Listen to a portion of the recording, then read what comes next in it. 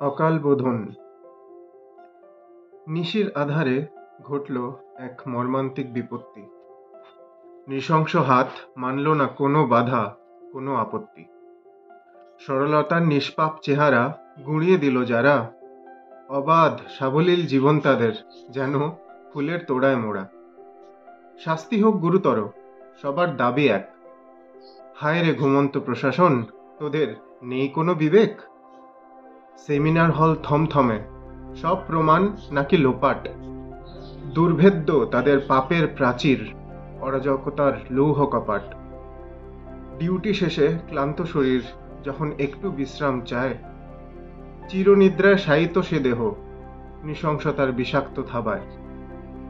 অসহায়ত্বের তীব্র আর্তনাদের প্রত্যক্ষদর্শী ছিল সে শবর।